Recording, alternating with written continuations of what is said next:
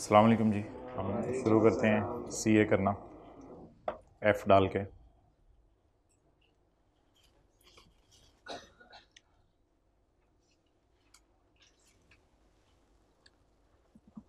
बस एक जज्बा होता है पढ़ने का, वो चलाता है बंदे को, बैठे बैठे चलाने लग जाते हैं। ओ तेरी खैर, टेस्ट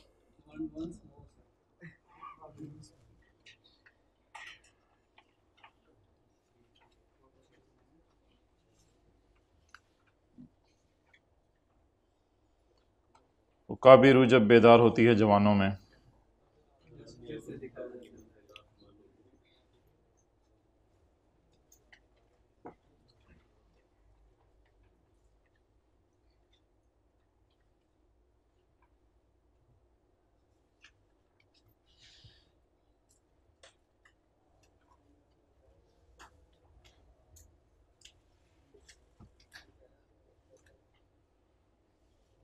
बैठे बैठे पढ़ने लग जाते हैं या पढ़ते पढ़ते बैठ जाते हैं?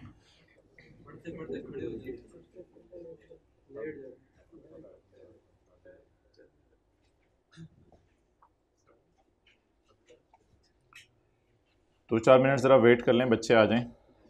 पेज 478 वाला पॉइंट हमने करना है, change in rate of sales tax. उससे पहले ये ज़रा टाइम एंड मैनर कर लें। पेज नंबर 479 पे आ जाएं, साथ वाले की बुक पे। Time and manner of payment of tax.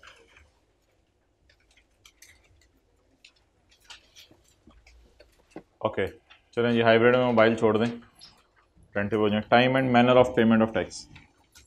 अच्छा, अब ये ना जगह जगह लफ्ज़ आ रहा है, टाइम और मोड एंड मैनर। अब ये क्या होता है टाइम और मोड एंड मैनर? टाइम तो सिंपल ये होता है ना किस वक्त टैक्स जमा कराना है, और मोड और मैनर उसका तरीका क्या है।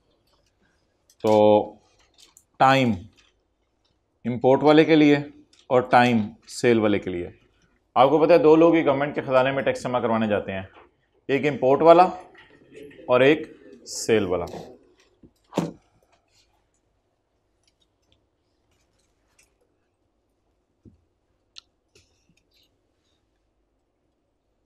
भूल ना जाए मुझे, एक मिनट मादरत, ज़रा आप भी आ जाएं। चैप्टर 18 में क्वेश्चन 31 आपका होमवर्क है। चैप्टर 18 में क्वेश्चन 31 ही रह गया हुआ पीछे बस, तो ये आपका होमवर्क है। लेकिन ना एक छोटी सी चेंज कर लें सवाल में, ताकि आपका पेएबल टू गवर्नमेंट मैच हो जाए, और फिर ये जो दो मसले हैं हम अगली क्लास में इनको डिस्कस कर लेंगे। एक तो आपको इस सवाल में मसला नज़र आएगा, पेज 402 पे लिखा होगा, unabsorbed tax depreciation brought forward from पिछला महीना, पिछला साल। इसकी आपने टेंशन नहीं लेनी, बस ये इसका नाम है टैक्स डेप्रिसिएशन, इसे आप लोग माइनस कर दीजिएगा, तो बिल्कुल परेशानी की ज़रूरत नहीं, इसे आप बस माइनस कर दीजिएगा। टैक्स डेप्रिसिएशन को क्या करते हैं न्यूमेरिकल में? माइनस। तो इसलिए परेशान होने की ज़रूरत नहीं। बाकी अनएब्जॉर्ब का लफ्ज़ क्यों लिखा हुआ है, लॉसेस के चैप्टर का वेट कर लें, वो मैं बता दूंगा। अच्छा, ये थोड़ी सी कंफ्यूजिंग सी स्टेटमेंट है, फाइनेंशियल चार्जेस। तो फाइनेंशियल चार्जेस की जगह आप समझ ली लिखा हुआ है अदर इनकम। बाकी फाइनेंशियल चार्जेस क्यों लिखा हुआ है ये इंशाल्लाह मैं आपको समझा दूंगा। इसकी जगह लिख लें other income. Other income include, समझे, फाइनेंशियल चार्जेस नहीं लिखा हुआ, बल्कि क्या लिखा हुआ है, अदर इनकम में पड़ा हुआ है, क्योंकि इंटरेस्ट इनकम है ना, profit on debt, interest income ये अदर इनकम में ही पड़ी हो सकती है। बाकी ये इसने क्यों लिखा हुआ है फाइनेंशियल चार्जेस, वो इंशाल्लाह फिर डिस्कस करेंगे। ये दो चेंजेस कराने के बाद आपके पास ज़रा सा भी क्वेश्चन नहीं है ये कहने का कि मेरा पेएबल टू गवर्नमेंट मैच नहीं किया। क्यों? ये एडजस्टमेंट क्लास में करवाई भी है एओपी के चैप्टर में, ओपनिंग क्लोजिंग स्टॉक वाली, एब्जॉर्प्शन कॉस्ट और वो वाली। पैकिंग मटेरियल खरीदा है, फ्रेट चार्जेस हैं, सैलरी है, डेवलपमेंट ऑफ प्रोडक्ट है, इंटेंजिबल्स है, पेनल्टी है गवर्नमेंट को, और ये कैपिटल गेन इनकम है, और ये एग्रीकल्चरल लैंड आपने किराए पे दी है। कोई कसर है आप बता दें पेएबल टू गवर्नमेंट मैच ना करने की? Payable to government should match in any case, हर सूरत में। हाँ, कोई कोशिश इक्का दुक्का कोई गलती हो गई तो चलें, एक्सेप्टेबल है, इंसान है आप, लेकिन मेरे ख्याल से अब इस सवाल में कोई क्वेश्चन नहीं है। 17/18 या 16/18 मार्क्स तो आपके बनते हैं। ओके,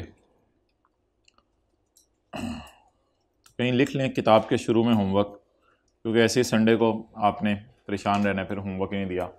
लेकिन एक काम आपने और करना है, चैप्टर 20 और 21 याद कर लें इस संडे को, क्योंकि अगले जो संडेज़ हैं वो पता नहीं क्लासों में बुलाना पड़े आपको, मुहर्रम की छुट्टियां क्या सीन है, मुझे नहीं पता अगले संडेज़ में क्या बनना है। तो ये जो संडे है चैप्टर 20-21 फारिग कर दें, इसके बाद आपको मौका नहीं मिलना। बस 20-21 आपने कल याद कर लिया, साथ दूसरा चैप्टर याद किया टेस्ट की तैयारी के लिए, आज आपने ये वाला चैप्टर कर लेना है 20। तो ये 20-21 को अभी फारिग कर दें, यही संडे है, इसके बाद कोई संडे नहीं है। अच्छा, बहरहाल देखेंगे, वक्त बताएगा। Tax on goods imported into Pakistan, जो इंजन आप इंपोर्ट कर रहे हैं पाकिस्तान में उस पर टैक्स लगेगा किस वक्त मेरे भाई, उसका टाइम बता दें क्या होगा। इंपोर्ट के केस में, इंपोर्ट के केस में उसका टाइम होगा eight which the custom duty is payable. ये असल में मेन बात है स्काई ब्लू वाली। तो इंपोर्टर ने भाईजान कब टैक्स पे करना है, जब कस्टम ड्यूटी पे करे। कस्टम ड्यूटी कोई होगी, पता नहीं कोई चीज़ होगी कस्टम ड्यूटी, जब चीज़ें पाकिस्तान में इंपोर्ट होती होंगी तो वो पे होती होगी, बस उसके साथ ही आपने ये वाला टैक्स भी पे कर देना है।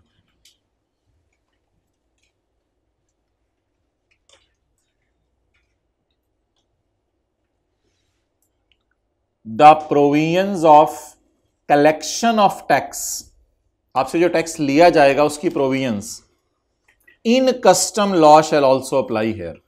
टैक्स कलेक्ट करने का तरीका वही होगा जो किस लॉ में लिखा हुआ है, कस्टम लॉ में।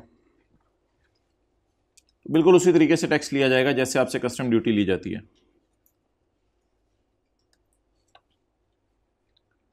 The tax on sale made,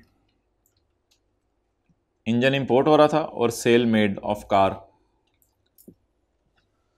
तो the tax on sale made of car shall be paid by बंदा at the time of filing the return. तो जनवरी के रिटर्न का टैक्स कब जमा कराना है, 15 फरवरी को, और फरवरी के रिटर्न का 15 मार्च को, और मार्च के रिटर्न का 15 अप्रैल को। The tax on sale made of car shall be paid by registered person at the time of filing of return. हाँ, बोर्ड अगर किसी को कह दे तो कुछ सेल के केस में tax shall be paid in any other way और टाइम।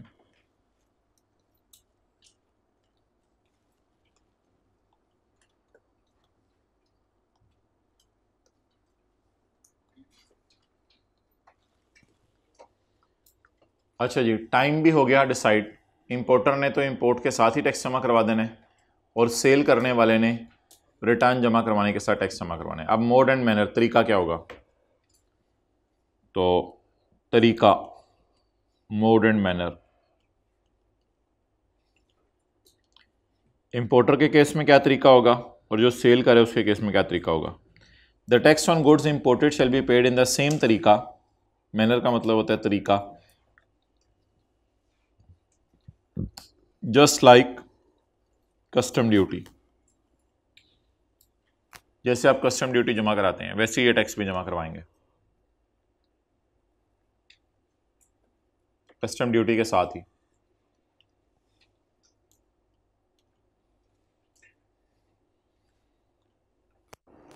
द टैक्स ड्यू जो बनता है आपका, tax due on sale shall be paid in any of the following modes. Bank में जमा करा दें, और कहाँ जमा कराना है हमने जाके, जो कि बोर्ड ने बताया हुआ है, कोई भी बैंक, और such other mode specified by board. मिसाल के तौर पे इलेक्ट्रॉनिक पेमेंट हो जाए वो भी चलेगी, लेकिन अगर बोर्ड बताए तो। लेकिन प्लीज़ ये लिख के ना आया करें इलेक्ट्रॉनिक पेमेंट का लफ्ज़, क्योंकि ये आपके समझाने के लिए लिखा जाता है। कल आपके मैं टर्म टेस्ट रिव्यू कर रहा था तो उसमें आप लोगों ने ये बोंगिया मारी, मैं आपको दिखाऊंगा। मैं जो मैंने समझाने के लिए लिखा होता है वो आप ऐड करके आए हुए हैं, हालांकि वो लॉ का हिस्सा नहीं है। अच्छा, जो काट के लिखना होता है वो तो अलग बात है ना, ये जैसे काट के लिखा है ये तो लिखें आप पेपर में। अच्छा जी, ये सेल्स टैक्स ना कभी कभी फेडरल गवर्नमेंट भी पे कर देती है, वो पे करना पड़ सकता है। कभी कभी सूबे की गवर्नमेंट पे भी सेल्स टैक्स लग जाता है, या पब्लिक सेक्टर ऑर्गेनाइजेशंस जिन ऑर्गेनाइजेशंस को गवर्नमेंट चला रही है उनको भी कभी कभी सेल्स टैक्स पे करना पड़ सकता है, अगर ये चीज़ें इंपोर्ट करें या सेल करें तो इनको भी टैक्स पे करना पड़ जाता है। लेकिन इनको रिलैक्सेशन मिलेगी, अगर ये किस्तों में भी टैक्स पे करना चाहें तो कर सकते हैं। कोई ज़रूरी नहीं कि जल्दी पे कर दें, तो ये लोग किस्तें बना के भी अगर टैक्स पे कर दें तो कोई मसला नहीं।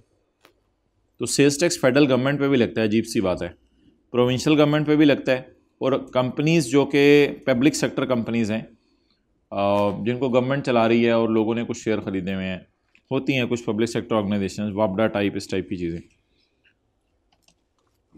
फेडरल गवर्नमेंट अगर चाहे तो कंडीशंस लगाने के बाद अलाउ कर देगी payment of sales tax on instalment basis. Allow payment of sales tax on instalment basis which is to be paid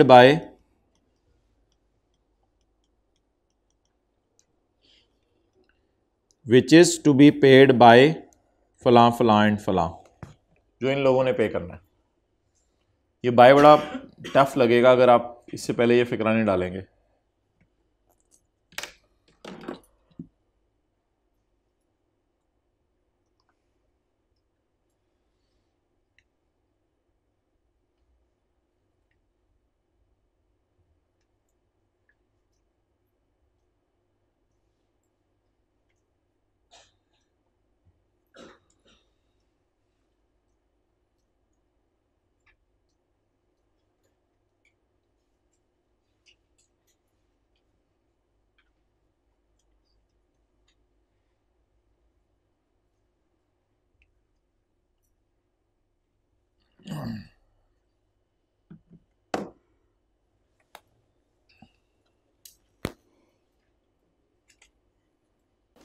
चलें जी, बस सेक्शन 5 आज हमने करना है, फिर न्यूमेरिकल कल वाले की तरफ मूव करते हैं।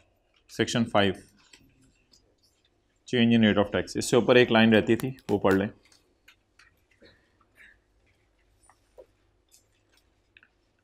Under section 60 of the act,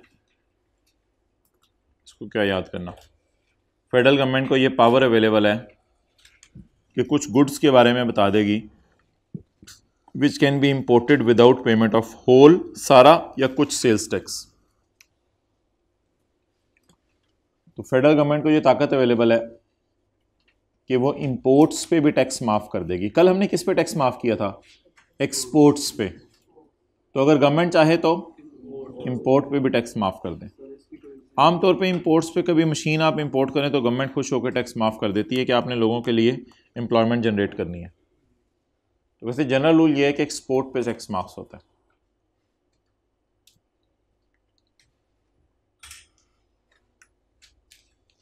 अच्छा जी, change in rate of sales tax. Sales tax का रेट अगर चेंज हो जाए किसी महीने के दरमियान में, मिसाल के तौर पे ये मार्च का महीना है और ये 8 मार्च है, इधर रेट हो 18% और इधर रेट हो जाए 19%, तो फिर आपने जो चीज़ें डिलीवर की हैं पहले 8 दिन में उन पे रेट लगाएंगे 18%, और जो चीज़ें डिलीवर की हैं 9 मार्च 10 मार्च को उन पे रेट लगाएंगे 19%। पढ़ लें फिर नोट कीजिएगा।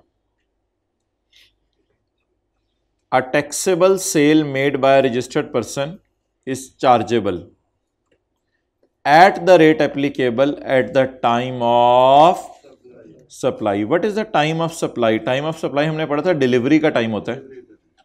If there is a change in rate of tax, अगर रेट ऑफ टैक्स चेंज हो जाए तो फिर आप उस दिन का रेट लगाएंगे जिस दिन आपने चीजें डिलीवर की। नोट करो।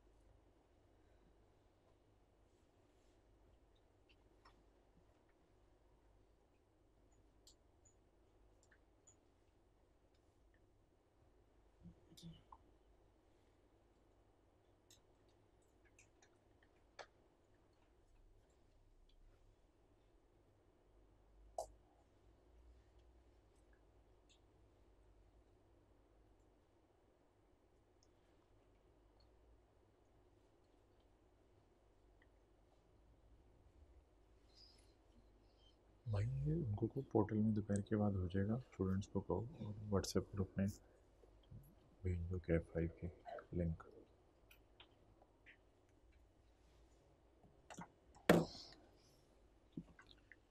अच्छा जी, आपकी इंपोर्ट्स दो किस्म की होती हैं। ये आपकी शॉप है,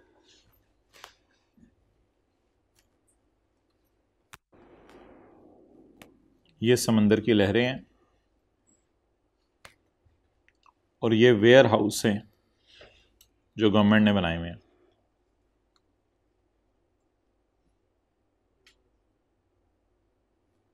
अब जहाज़ आया सामान लेके, अब ये जो जहाज़ आया सामान लेके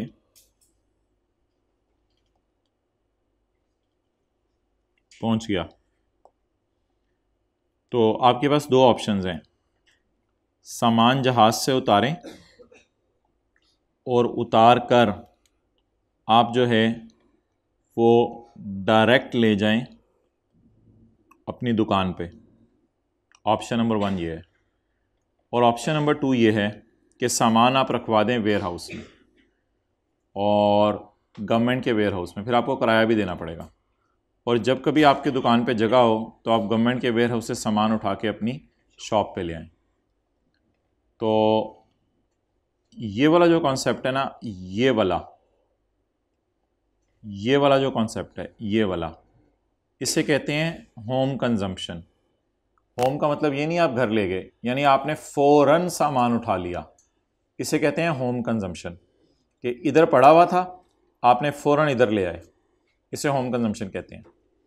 लेकिन अगर सामान इधर पड़ा हुआ था और आपने इधर रखवा दिया गवर्नमेंट को कह के, तो फिर इसे कहते हैं क्लियर्ड फ्रॉम वेयर हाउस। क्या कहते हैं? तो अगर सामान यहाँ से यहाँ जाए तो that is called age home consumption. और अगर सामान यहाँ से यहाँ जाए और फिर यहाँ जाए, सो इसे कहते हैं क्लियर्ड फ्रॉम वेयर हाउस। तो दो सिनेरियोज बनेंगे इंपोर्ट के केस में। तो goods are entered for home consumption का मतलब लिखें, सामान आते ही हम अपनी दुकान में ले आए। होम से मुराद घर नहीं है। सामान आते ही, आगे आ जाओ ना, इधर जगह 4 रोज खाली हैं। सामान आते ही हम अपने घर में ले आए, सॉरी अपनी दुकान पे ले आए।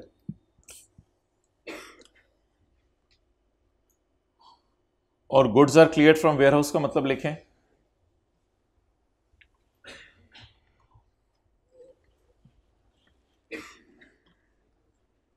सामान वेयर हाउस में रखा, फिर कुछ दिनों बाद दुकान में लाए। सामान वेयर हाउस में रखा, फिर कुछ दिनों बाद दुकान में लाए।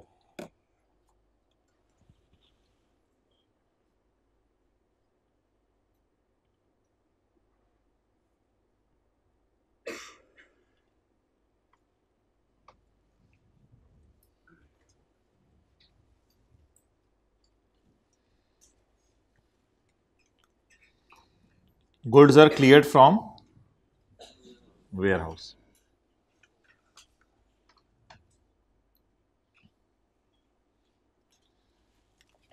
अच्छा जी, एक लफ्ज़ है गुड्स डिक्लेरेशन।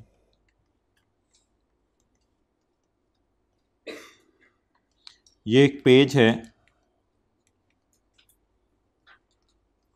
जिस पर आप गवर्नमेंट को बताते हैं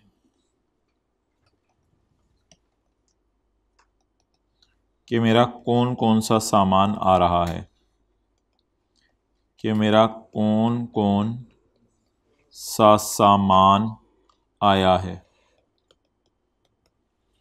ये गुड डिक्लेरेशन एक पेज है जिस पर आप गवर्नमेंट को बताते हैं कि मेरा कौन कौन सा सामान आया है।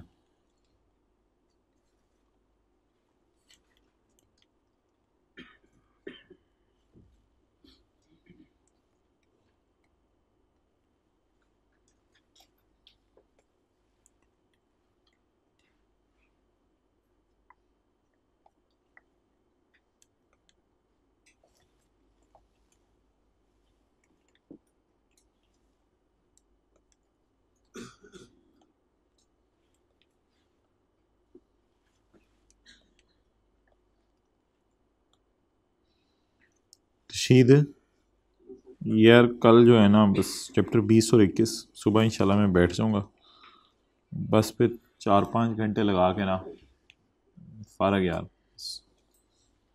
अच्छा मैं अब बड़ा कंसर्न होगा अपने फ्यूचर के बारे में।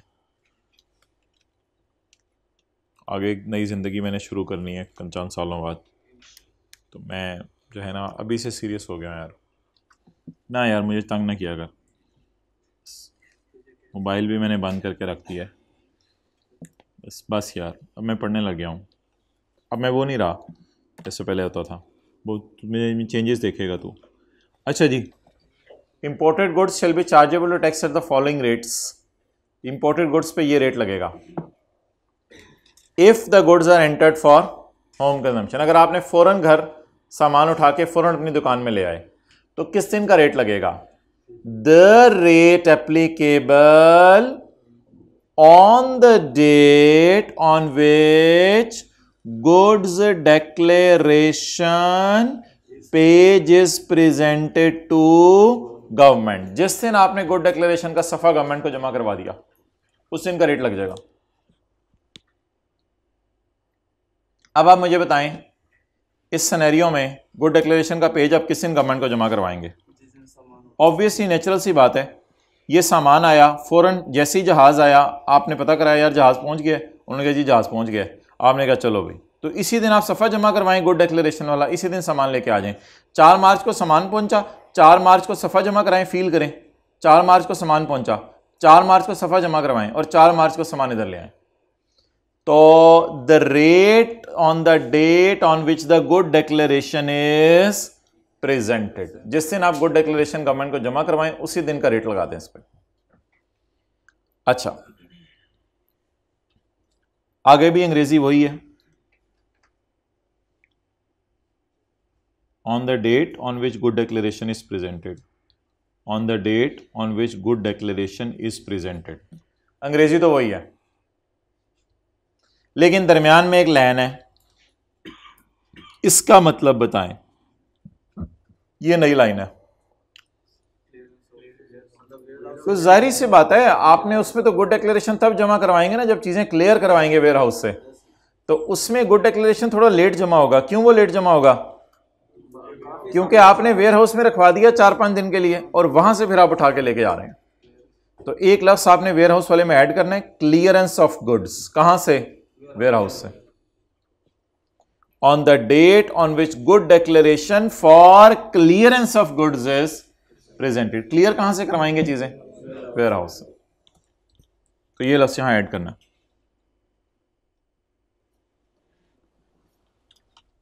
तो दोनों केसेस में गुड डिक्लेरेशन वाली डेट ही देखनी है, लेकिन किस केस में गुड डिक्लेरेशन जरा लेट जमा कराएंगे? वेयर हाउस के केस में। हाँ जी, ये इंपोर्ट किया हमने सामान।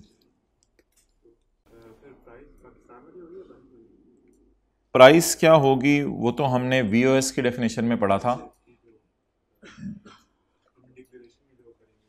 नहीं, गुड डिक्लेरेशन में प्राइस जो मर्जी हो, हमने वीओएस की डेफिनेशन में पढ़ा था। अगर सामान इंपोर्ट कर रहे हैं तो इंपोर्ट के केस में VOS will be price determined by custom authorities plus custom duty plus excise duty, इन तीनों का जमा करके। तो कस्टम वाले प्राइस बताएंगे, हम नहीं प्राइस बताएंगे चीज़ की। हम आगे जो मर्जी प्राइस बताएं वो खुद ही डिसाइड करेंगे। हाँ, रेट टैक्स का है, रेट एप्लीकेबल। किस दिन का रेट लगेगा? अगर मैंने 4 मार्च को सामान उठाया और 4 मार्च को ही दुकान पे लेके चला गया तो 4 मार्च का रेट लगेगा। अगर मैंने 4 मार्च को सामान वेयर हाउस पे रख दिया और 6 मार्च को लेके गया तो क्लियर कब करवाया? तो 6 मार्च का जो रेट होगा वो लगेगा।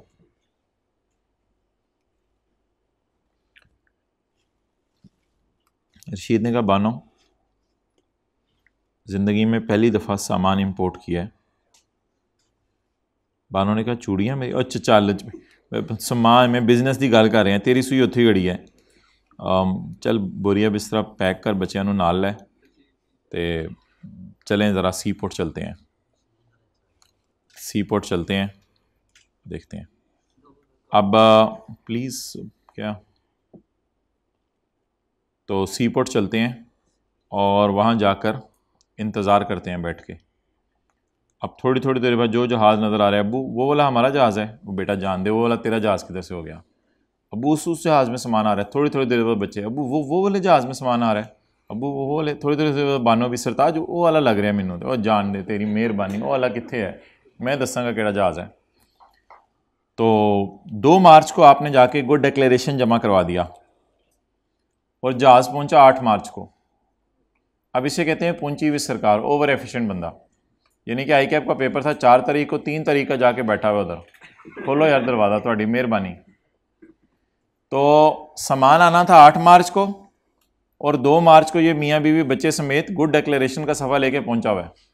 तो गवर्नमेंट कह रही है वेट करो, इसके लिए सेल्स टैक्स का रेट लगेगा जिस दिन सामान आएगा, इसके लिए सेल्स टैक्स का रेट लगेगा जिस दिन, हालांकि जनरल रूल है आज जब आप गुड डिक्लेरेशन का सफ़ा जमा करवाएं, लेकिन इसने गुड डिक्लेरेशन का सफ़ा एडवांस में जमा करवा दिया है, अभी तक सामान भी नहीं आया। तो ऐसी सूरत में आप क्या करेंगे, किस दिन का रेट लगाएंगे? तो गुड डिक्लेरेशन का सफ़ा जमा कराया 2 मार्च को और सामान आया 8 मार्च को। Good declaration is presented on 5 जनवरी और कन्वेंस इज डिलीवर्ड ऑन, अब किस दिन का रेट लगेगा? 15 दिन। सामान थे आने दो पहले, इन्हीं की छेती है। ओवर एफिशिएंट, शोखा ना लिखिएगा, अजीब सा लगता है, ओवर एफिशिएंट लिख लें। पहुंची हुई सरकार, अब वो कुछ लोग बैठे बैठे पहुंच जाते हैं।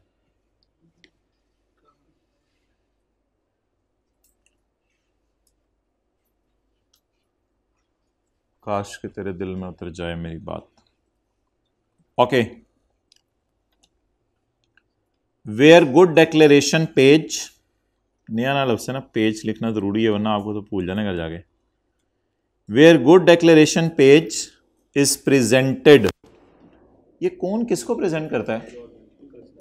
टैक्स पेयर एफबीआर को या गवर्नमेंट को प्रेजेंट करता है। Where good declaration page is presented in advance of arrival of conveyance, जहाज पहुंचा नहीं, ये पहुंचा हुआ है, देखें इसका लेवल, जहाज से पहले पहुंचा हुआ है।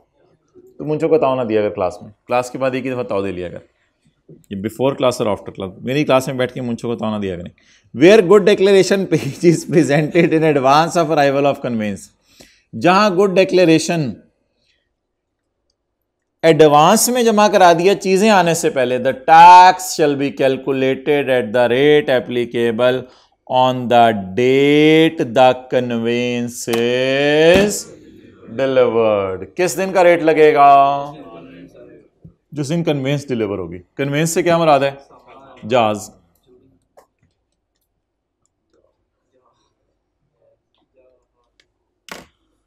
जिस दिन सामान आएगा।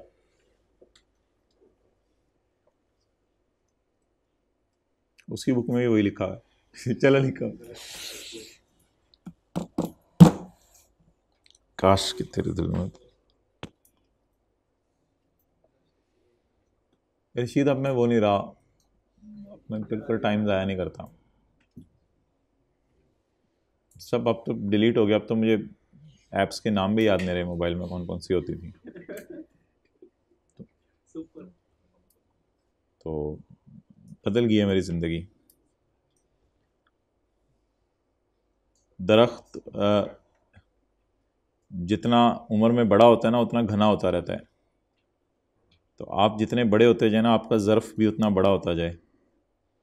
अब ज़र्फ़ पूछने क्लास के बाद आगे तो यानी आप में माफ़ करने का जज्बा, तहम्मुल का जज्बा जितने बड़े होते जाए उतना बढ़ता चला जाए। तो जितना दरख्त घना होता जाएगा उतने लोगों को ज़्यादा साया देगा।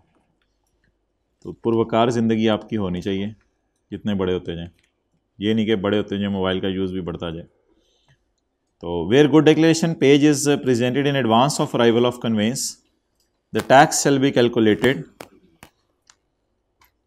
अजीब सा लगता है ना, देखें मैं मिसाल दूं, किसी के दादाजी 2 घंटे मोबाइल देख रहे हैं, अब अजीब सा लगेगा ना, सीम्स अजीब सा लगेगा।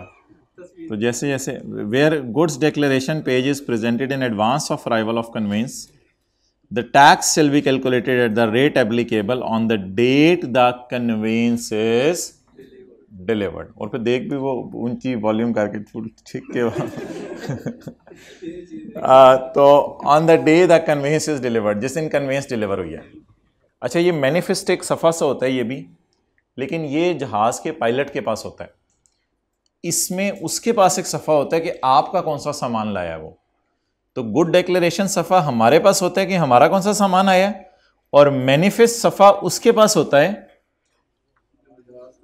जो जहाज लाया होता है, उसके पास, जहाज के अमले के पास। जैसे मैं एक मिसाल दूं, आपने फूड पैंडा पे कोई ऑर्डर किया, तो आपने मोबाइल में उसे दिखाएंगे यार ये देखो मैंने ये ऑर्डर किया था, तो that is like good declaration. आप उसे बता रहे होंगे मैंने ये चीजें मंगवाई हैं, और वो जब आपको सामान देने लगेगा वो अपना मोबाइल निकाल के कहेगा सर हमें तो ये ऑर्डर रिसीव हुआ था, ये रास्ते में एक बोतल पता नहीं कहाँ गिर गई है, हमें तो ये ऑर्डर रिसीव हुआ था, आपने ऑर्डर ही सही नहीं किया, तो हमें ये ऑर्डर रिसीव हुआ था, सॉफ्टवेयर में एरर आ गया या पता नहीं क्या हुआ है। तो एक रसीद उसके पास भी होती है और एक एविडेंस आपके पास भी होता है, उन्हीं को मैच करके फिर आप चीज़ें निकलवाते हैं। कितने लोग इतना कॉम्प्लिकेटेड नहीं होता जितना से बना छड़े है। अच्छा, बहरहाल तो जब आप चीज़ें सामान मंगवाते हैं तो दो सफ़े बनते हैं, एक सफ़ा जहाज़ वालों के पास होता है, एक सफ़ा आपके पास होता है। तो जो जहाज़ वालों के पास सफ़ा है उस सफ़े का नाम क्या होता है? मैनिफेस्ट। पता नहीं इसे मैनिफेस्ट कहते हैं क्या कहते हैं, बाकी अंग्रेजी की जिम्मेदार नहीं है कंपनी प्रोनाउंसिएशन की।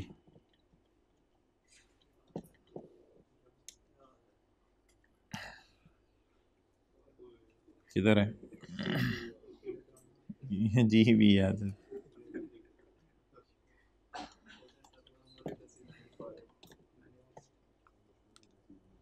Clear obvious show by one, पता नहीं कि किधर पहुंचा हुआ है, छोड़े परे। अच्छा जी, तो where good declaration page is presented in advance of arrival of conveyance the tax shall be calculated at the rate applicable on the date conveyance is delivered. अच्छा, अब है जी वेयर हाउस की कहानी। वेयर हाउस की कहानी teacher के ज़माने कुछ ऐसी है कि वेयर हाउस से सामान जब आपने उठाना है, ये तो ओवर एफिशिएंट बंदा था, सामान आने से पहले ही पहुंचा हुआ था। अब एक दूसरे बंदे की बात करते हैं जिसने सामान कहाँ रखा हुआ है? वेयर हाउस में। इसके लिए एक डिफरेंट रूल है, जिसने सामान वेयर हाउस में रखा हुआ है ना, वो जिस दिन वेयर हाउस से क्लियर करवाए उसके 6-7 दिन में टैक्स जमा करवा दे।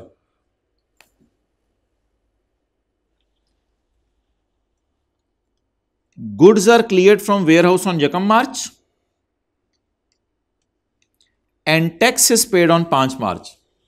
यकम मार्च को इसने चीजें क्लियर करवाई, आई तो पता नहीं कब होंगी, उससे जनवरी में आई हो, फरवरी में आई हो चीजें, क्लियर जाके यकम मार्च को करवाई, जनवरी फरवरी में आ गई होंगी चीजें, वेयर हाउस में रखवा दी होंगी। क्लियर करवाने यकम मार्च को गया, टैक्स पे किया 5 मार्च को। तो लॉ मेकर कह रहे हैं आपने बहुत जल्दी टैक्स पे कर दिया है, वेल डन, 4-5 दिन के अंदर आपने टैक्स पे कर दिया। आप ऐसा करो, आप यकम मार्च वाला जो टैक्स रेट था ना वो यूज कर लो, यकम मार्च को जो टैक्स रेट था ना वो यूज कर लो। लेकिन अगर आपने, देखिएगा दोबारा, लेकिन अगर आपने यकम मार्च को चीजें क्लियर करवाई और 7 दिन बाद टैक्स पे किया, तो फिर लॉ मेकर कहते हैं आपने देर से टैक्स जमा कराया, अब आपके लिए यकम मार्च वाला रेट नहीं लगेगा। अब आप बताओ आपने टैक्स कब जमा करवाया? इसने कहा 10 मार्च को, अब आपका 10 मार्च वाला रेट लगेगा। तो ये मैंने सोल्यूशन भी सामने ही लिख दी। तो अगर आप 7 दिन में टैक्स जमा करवा दें तो यकम मार्च वाला रेट ही लगेगा, और अगर आप 7 दिन बाद टैक्स जमा करवाएं तो जिस दिन टैक्स जमा करवाया उस दिन वाला रेट लगेगा। रेट चेंज होता रहता है ना सेल्स टैक्स का, कभी 18% हो जाता है, कभी 19% हो जाता है, कभी 17% हो जाता है। ये बात है ना, करें नोट, उससे कोई फर्क नहीं पड़ता, आपकी किस्मत।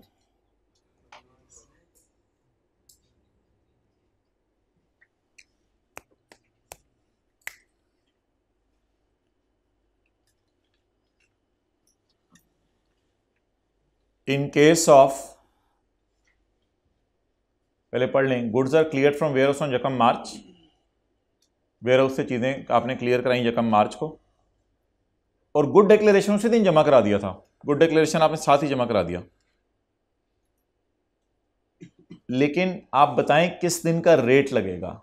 Determine the date tax will be charged. अगर आपने टैक्स पे किया जल्दी और अगर आपने टैक्स पे किया देर से, बस। अच्छा, फिक्रे को तोड़ भी खुद लिया करें। अब आप पहले जरा देख लीजिएगा। In case of clearance of goods from, अगर tax is not paid within 7 days तो सजा, सबर सबर सबर, पहले इधर देखें, सजा, the tax shall be charged at the rate applicable on the date on which tax is actually paid. जिस दिन आपने एक्चुअली टैक्स पे किया फिर उस दिन का रेट लगेगा। तो ये तो 7 दिन बाद है, और अगर 7 दिन के अंदर अंदर हो गया तो वो इसने नहीं लिखा हुआ, वो फिर हमने नीचे बता दिया। पढ़ लें एक दफा, फिर नोट कीजिएगा। In case of clearance of goods from warehouse, जुर्म बताएं, येलो में जुर्म बताएं। If tax is not paid within 7 days, सजा बताएं। The tax shall be charge at the rate applicable on the date on which tax is actually paid.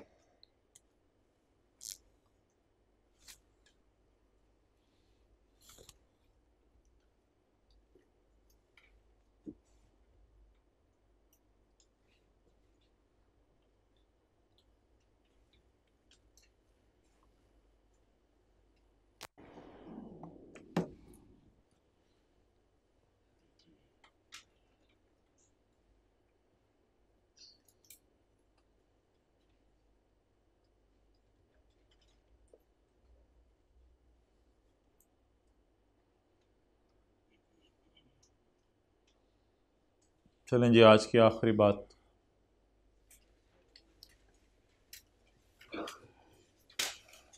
अगर आपका rate change हो जाए किसी महीने के मिड में तो उस महीने की 2 रिटर्न्स जमा करानी है। Example, rate of tax is change on 19 March, 2 returns for March will be filed. एक यकम से 18 मार्च तक की और एक 19 से 31 मार्च तक। If there is a change in rate of tax during a month,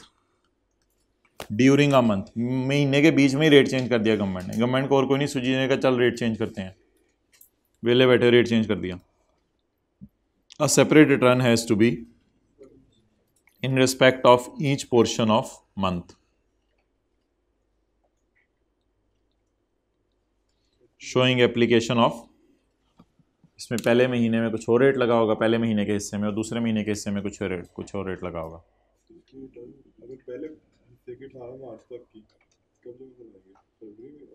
और रिटर्न दोनों 15 अप्रैल को ही जमा होंगी, लेकिन 2 रिटर्न्स जमा होंगी 15 अप्रैल को। एक यकम से 18 की और एक 19 से 31 की।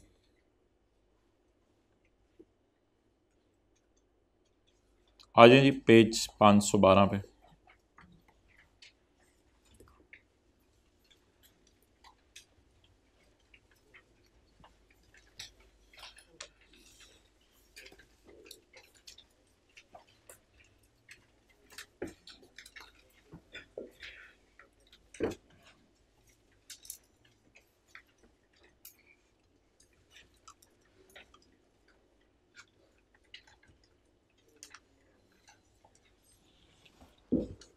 हमारी 2 सेल थी कल, एक पीआई की इंटरनेशनल फ्लाइट वाली, एक लोकल सेल 0 रेट 500 जमा 700।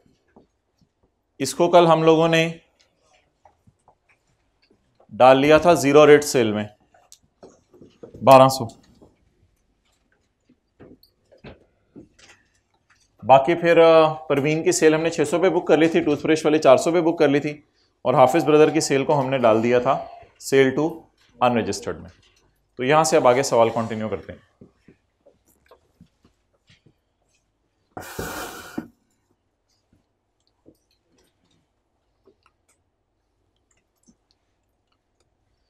आपने टैक्सेबल टायर खरीदे हैं, यानी ऐसे टायर खरीदे हैं जिन पे टैक्स लगता है, परचेजेस है ना, ऐसे टायर खरीदे हैं जिन पे टैक्स लगता है, और खरीदे भी अच्छे बंदे से हैं, जनरल टायर से। तो इस परचेज पे क्या लगाएंगे? 18% लगाएंगे। लेकिन इसको अंदर रख लें, इस परचेज को अंदर रख लें।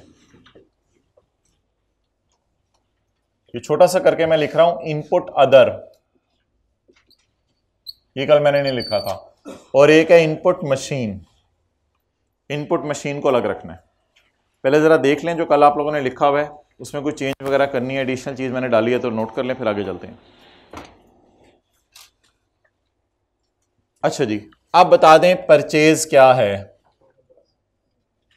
किससे? रजिस्टर्ड बंदे से। कितने की परचेज है? 2000 की। एक लाइन इसके नीचे हम छोड़ेंगे क्योंकि काफी ज्यादा फिगरें माइनस होनी है। अच्छा जी, इस पे 7-7 18 लगाने, लेकिन ऑब्वियसली इसमें कुछ फिगरें प्लस माइनस होनी है, फिर लगाएंगे।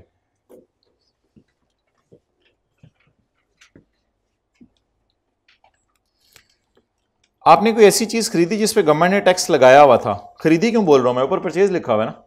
आपने कोई ऐसी चीज खरीदी जिस पे गवर्नमेंट ने टैक्स लगाया हुआ था, लेकिन जिस बंदे से खरीदी उस बंदे ने अपने आप को रजिस्टर नहीं कराया हुआ, क्या करें फिर? इग्नोर कर दें। मैंने कहा था परचेज रजिस्टर्ड वाली कंसिडर करनी है और अनरजिस्टर्ड वाली। गवर्नमेंट ने उन चीजों पे तो टैक्स लगाया हुआ है, लेकिन आप ऐसी दुकान पे गए हैं जो दुकानदारी फारग है, तो परचेज अनरजिस्टर्ड क्या करें? इग्नोर कर दें।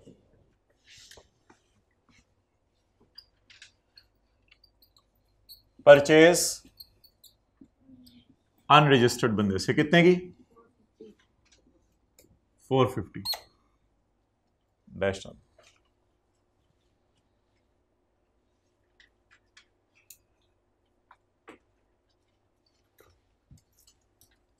भाई ये तीसरी चीज आपके लिए नहीं है, ये मैंने क्लास में कभी नहीं बताई, ये जरा खुद जज करें।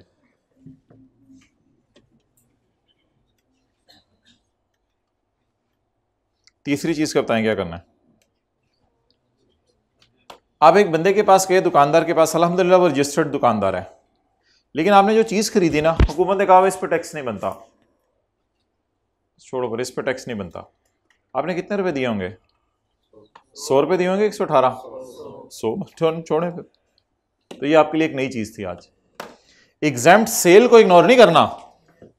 एग्जैम्प्ट सेल मैंने कहा था गवर्नमेंट को टैंक बेचे, यहां लिखें एग्जैम्प्ट सेल को इग्नोर नहीं करना, बट किसको इग्नोर करना है? एग्जैम्प्ट परचेज को। सोचे ना जरा, चीजों पे टैक्स बनता है, बंदा भी रजिस्टर्ड है, तो 118 रुपए देके आ जाएं। दूसरी ऑप्शन देखे दूसरी ऑप्शन, चीजों पे टैक्स बनता है, बंदे ने रजिस्टर नहीं कराया हुआ जिससे खरीद रहे हैं, तो टैक्स ना दें, टैक्स ना दें। बंदा तो रजिस्टर्ड है जिससे चीजें खरीदने गए हैं, अच्छा दुकानदार है, मशहूर दुकानदार है, उसने रजिस्टर कराया हुआ अपने आप को, लेकिन आप जो चीज खरीदने गए हैं उस पर हुकूमत ने टैक्स नहीं लगाया हुआ। मिसाल के तौर पे आप जनरल टायर की दुकान पे गए तो वहां वो बकरे बेच रहा था, तो मैंने आपको बताया था लाइव एनिमल्स पे टैक्स नहीं है, तो आपने उसके सर पे हाथ रखा, आपने मुंह खोला, उसने कहा मैं दोंदा, मेरे 2 दांत, आपने कहा चल मुंह बंद कर, तो आपने एग्जैम्प्ट बकरा खरीदा फ्रॉम रजिस्टर्ड सप्लायर, बकरा ही छोड़े पड़े आप क्या। तो भाईजान इसको भी हम इग्नोर किया करेंगे।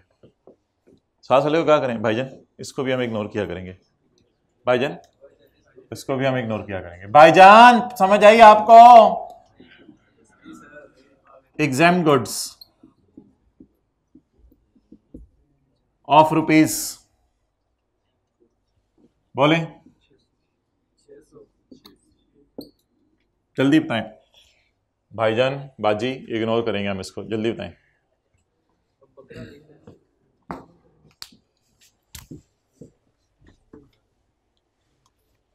ओके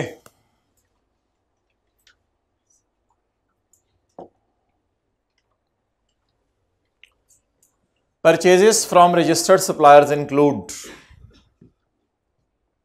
वो एक लाइन मैंने छोड़ दी है वो ऊपर, तो न्यूमेरिकल के फेस पे आनी थी, वो भी दिखाऊंगा। Purchases from registered supplier include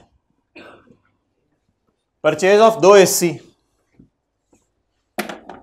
amounting to 1.5 lakh, each नहीं लिखा हुआ, 3 लाख नहीं है, अमाउंटिंग टू 1.5 लाख, पुराना जमाना है, 75,000 का एसी आता था। Purchase of 2 AC amounting to rupees 1.5 lakh for FA new office. FA कहां से हो गया, हम तो बीए कर रहे हैं।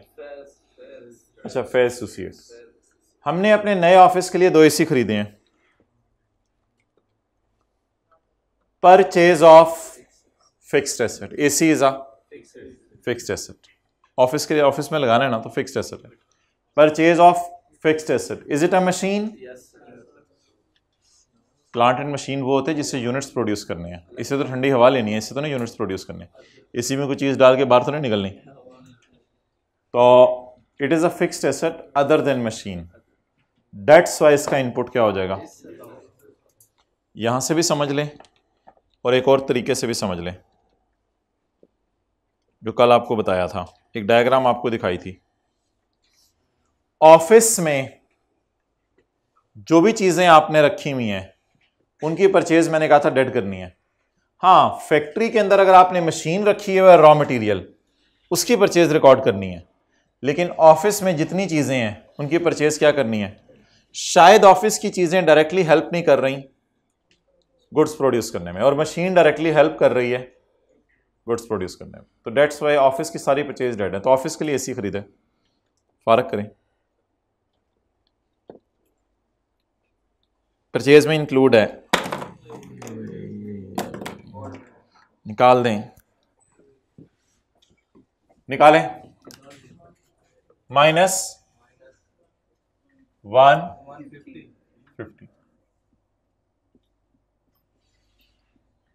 परचेज ऑफ एसी ऑफ ₹150 निकाल कर ये लाइन पे डाला करनी है। इसको डेड कर दें, इनएडमिसिबल यानी नॉट अलाउड। ये परचेज रिकॉर्ड करने की इजाजत नहीं है।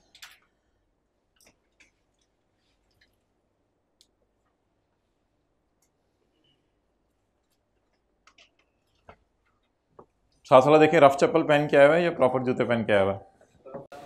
रफ चप्पल आइडेंटिफाई करें, जल्दी जल्दी आइडेंटिफाई करना शुरू करें। रफ चप्पलें दिखा, हटा हटा हटा हटा, हाँ टांग हटा अपनी। हाँ ये रफ चप्पल, खड़े हो जाओ। रफ चप्पल, खड़े हो जाओ।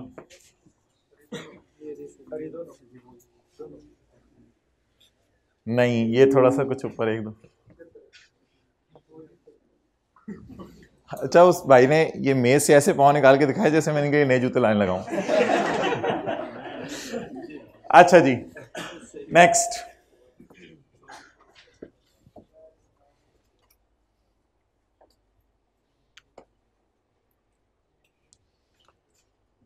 परचेज में अगर आप गाड़ी बना रहे हैं तो आपको वायर्स भी परचेज करनी पड़ेगी, शीशा भी परचेज करना पड़ेगा, लोहा भी परचेज करना पड़ेगा, आपको जो है टेप रिकॉर्डर भी परचेज करना पड़ेगा, आपको इंजन भी परचेज करना पड़ेगा। तो परचेजेस तो बहुत सी चीज़ों में करनी पड़ सकती है। Purchase from registered supplier include a bill. एक बिल है हमारा ₹1,00,000 का, जो 22 जनवरी को बना था। Issued by general tyre. General tyre ने मुझे इशू किया होगा ना बिल, क्योंकि मैं वहाँ टायर परचेज करने गया था। तो purchase include a bill of ₹1,00,000 which was issued by general tyre, जो मुझे जनरल टायर ने इशू किया था 22 जनवरी को। जाहिर बात है, जनरल टायर ने इशू किया होगा बिल, तो मैंने टायर भी लिए होंगे और बिल भी लिया होगा और आ गया होगा घर में। जैसे ब्रेड भी लेते हैं, बिल भी लेते हैं, घर आ जाते हैं। तो purchase include a bill of ₹1,00,000 which was issued by General Tyre. However, General Tyre was काला listed by Commissioner on 28 January. General tyre वालों के ओनर को हुकूमत ने सड़क पे निकाल के काला कर दिया। तो अब जो है वो सवाल ये राइज होगा कि ब्लैक लिस्टिंग हमने आने वाले दिनों में पढ़नी है। ब्लैक लिस्टेड कहते हैं बुरे बंदे को। ये कोई हरकतें कर रहा होता है जिसकी वजह से इसको ब्लैक लिस्ट कर दिया जाता है। अब ब्लैक लिस्टेड बंदे से चीज़ें खरीदना एक अच्छी बात नहीं है, बुरी बात है। लेकिन यहाँ पे आप एक आर्ग्यूमेंट ले सकते हैं कि हमने उससे चीज़ें खरीद ली थी 22 जनवरी को जब वो चिट्टा था, और गवर्नमेंट ने इसको काला अनाउंस किया है 28 जनवरी को, तो बदनाम ये हुआ है 28 जनवरी को।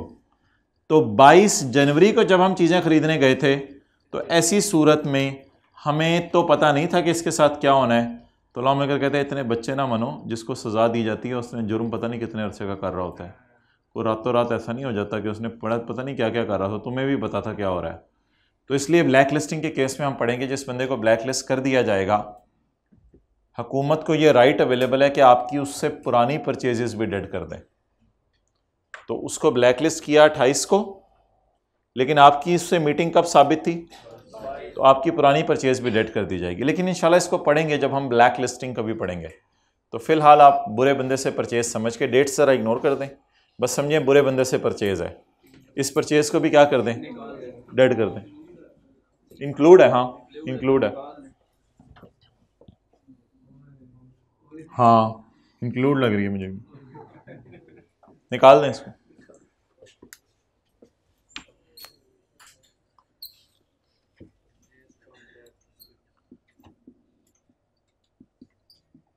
Purchase from black listed person of rupees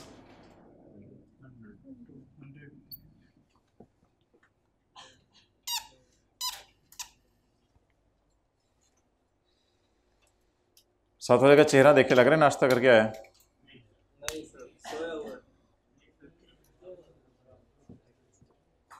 करा दिया करें उसको नाश्ता, कुछ बना के रख दिया करें उसके लिए, कभी आप भी उसकी फिक्र कर लें।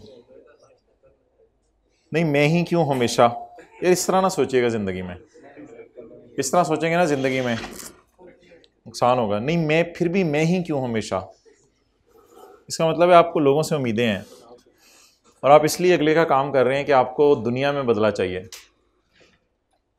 जो लोग लोगों की हेल्प करते हैं ना, फिर एक वक्त आता है सोचते हैं कि मैं ही क्यों हमेशा, क्योंकि उनको वो चाहते हैं कि दुनिया में ही हमें कुछ बदले में मिल जाए। तो इखलास होना चाहिए काम। आगे चलें,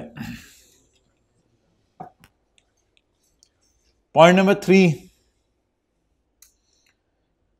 मटेरियल। अब हो सकता है हम तारें खरीदने चले गए हों किसी से, मटेरियल तारें वर्थ रुपीज 3.5 लाख रुपए की हमने किसी से तारें खरीदी हैं। Payment of which was made by depositing cash directly in the business bank account of supplier. Supplier होता है जो हमें तारें सप्लाई कर रहा है। तो हम टायर खरीदने के बाद अगली दुकान पे गए, हमने कहा भाईजान तारें, उन्होंने कहा लगा के दिखाऊं, हमने कहा चल जरा ट्राई कर, हल्के से हम मिले, हमने कहा जबरदस्त। तो अब तारें मुझे पसंद आ गई 3.5 लाख रुपए की। 3.5 लाख रुपए की तारों की मोबाइल के अंदर मैंने उंगलियां लाते हुए पेमेंट, कैलकुलेटर पे तो 3.5 लाख लिख नहीं सकता, तो क्योंकि अभी कैलकुलेटर की जरूरत नहीं। अच्छा तो आप बताएं, ये इनकम टैक्स ऑर्डिनेंस आपने पढ़ा हुआ है, उसकी रोशनी में बताएं ये परचेज अलाउड होगी नॉट अलाउड होगी? नहीं बिल्कुल, ये बैंकिंग चैनल है ही नहीं, बैंकिंग चैनल है ही नहीं। अकाउंट से तो ट्रांसफर की नहीं उसने कैश डिपॉजिट कराया। गौर करें जरा, उसने चेक तो नहीं दिया। मेरे ख्याल से हुआ ये होगा कि एफए को तारें खरीदने की जरूरत है, एफए ने डाला जेब में 3.5 लाख और 3.5 लाख डालकर दुकान पे चला गया। दुकानदार को कहा भाईजान ये तारें पैक कर दें। दुकानदार ने कहा जी ठीक है भाई, अब 3.5 लाख रुपया दें मुझे। तो उसने कहा यार ये 3.5 लाख रुपया गिन लो। हो भाईजान सॉरी, थोड़ी मेहरबानी, कैश मैं दराज में रखूँ, मुझे अपना नहीं पता, मैं लेके निकल जाऊँ। तो इसलिए 3.5 लाख रुपया मैं दुकान में इतनी हैवी अमाउंट रखूँ, सॉरी आप मुझे चेक बना के दो। आपने कहा चेक बुक तो नहीं है मेरे पास, लेके आओ। आपने कहा भाईजान मैं मियाँ वाली से आया हूँ, टायर खरीदने थे उधर से जा, वो तारें खरीदने, मैं मियाँ वाली से जाके चेक बुक तेरे लिए लेके आऊँ। बहरहाल मेरी जेब में 3.5 लाख रुपए प्लीज ये ले लो।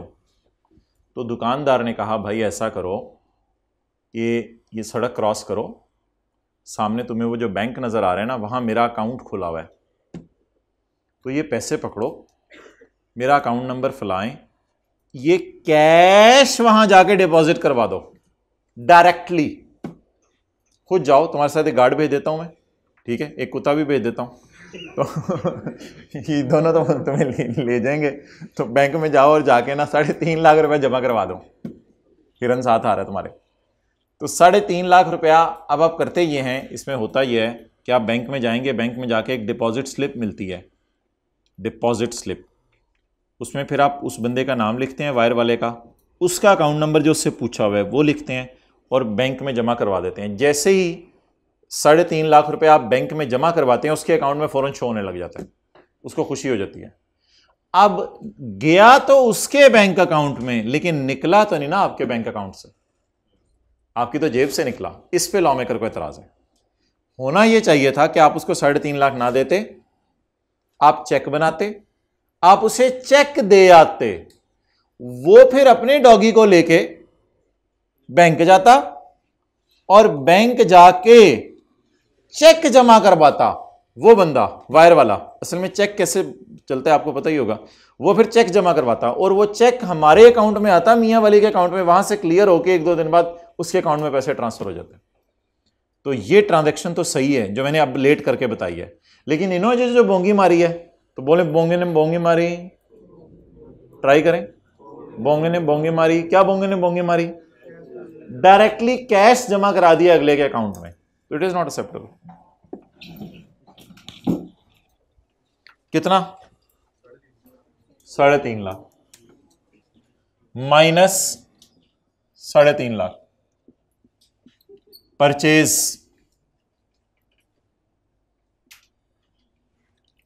बाय डिपॉजिटिंग कैश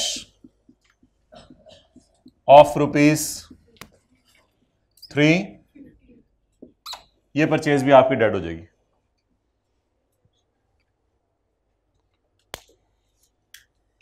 रशीद है चंगा काम है, उत्तू माइनस करके थले डैश डाल के लिखते रहे, मैं तो फिर अन्य वही करावांगा, सारे माइनस करके तो थले डैश डाल के लिखा, वो 2-4 तो सही मेरे भी हो जाने हैं।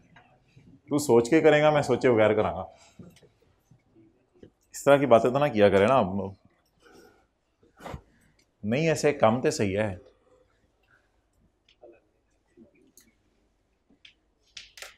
अब अगली दुकान पे गए, अगली दुकान पे आपने टेप रिकॉर्डर खरीदने हैं। Purchase include material, tape recorder worth ₹2 lakh, against which a मसला has been indicated by crest.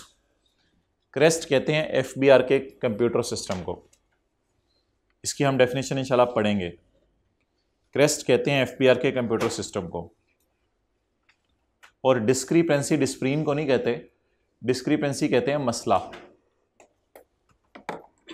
Discrepancy.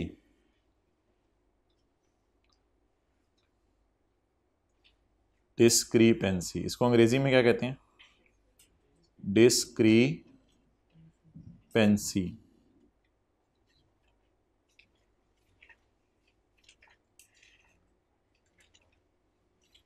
तजाद, इख्तलाफ, ये लिखा हुआ है।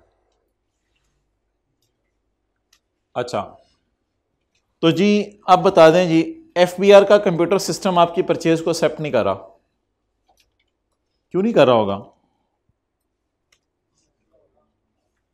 ये वैसे मैं आपको आने वाले दिनों में बताऊंगा कि सर ये दिन कब आने हैं, कोई तीसरी एडजस्टमेंट होगी, आपने आने वाले दिन बोला है, ये दिन कब आने हैं ये भी ज़रा बता दें इंशाल्लाह अगले हफ्ते। अच्छा ये आने वाले दिनों में मैं आपको बताऊंगा कि एक लाइन हम लिखेंगे, एक सेक्शन हम पढ़ेंगे सेक्शन 21 के तरह का। सेक्शन 21 था डिडक्शन नॉट अलाउड, और हम एक सेक्शन पढ़ेंगे सेक्शन 8 जिसका लिखा होगा मतलब परचेजेज नॉट अलाउड, उसी तरह का सेक्शन होगा सेक्शन 21 टाइप का। तो वहां पे लिखा होगा अगर एफबीआर का कंप्यूटर सिस्टम किसी परचेज पे एतराज कर दे तो वो परचेज भी क्या हो जाया करेगी? डेड हो जाएगा। रशीद एक हम सही है, माइनस करके डैश डाल के, तो अब 2 लाख को माइनस कर दें और डैश डाल के इग्नोर कर दें, ये परचेज भी आपकी डेड हो जाएगी। और एफबीआर का सिस्टम मसला क्या आइडेंटिफाई करता है वो आप मेरे से सुन लें। असल में कई दफ़ा टेप रिकॉर्डर बेचने वाला सुस्ती करता है, वो इसको अपनी सेल में डालना भूल जाता है एफबीआर के सिस्टम में। असल में सेल्स टैक्स रिटर्न इलेक्ट्रॉनिकली जमा करानी होती है, वो अपनी सेल में डालना भूल जाता है। अब हम इधर से चीख रहे होते हैं हमारी परचेज है, उसने अपनी सेल में डाला नहीं होता, तो इस वजह से फिर हमें मसला फेस करना पड़ता है, हमारी परचेज डेड हो जाती है।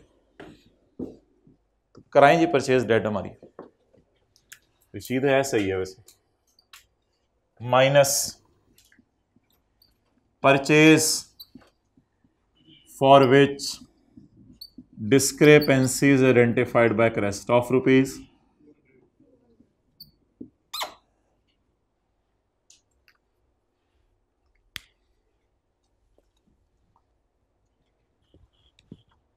आज आपने शायद पहली दफा मास्क पहना है पूरे सेशन में, पहली दफा। अच्छा जी आगे चलें।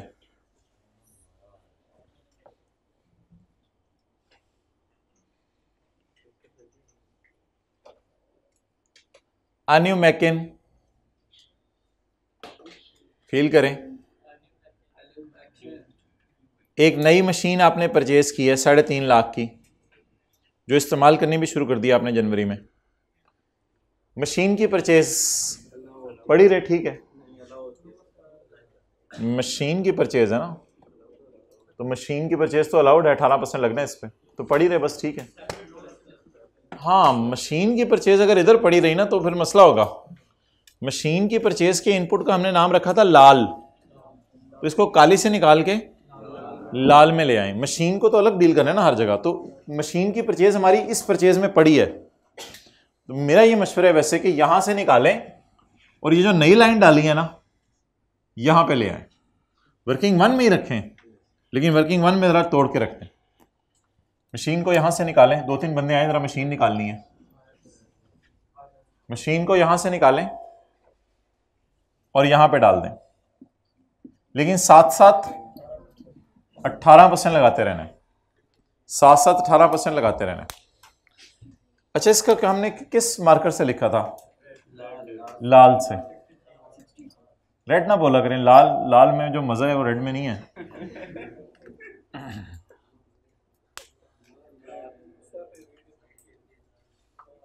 बचपन में 2 चपेड़े पड़ती थी, अम्मी अब्बू समझते थे बच्चे का मुंह लाल हुआ है, वैसे ही।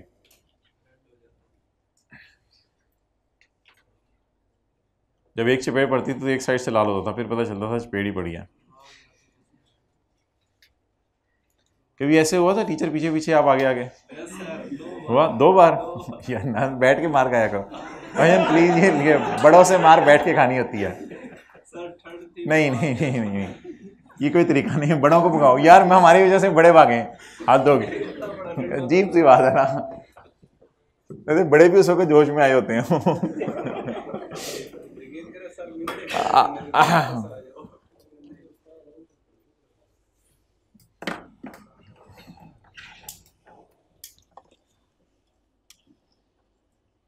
अच्छा जी,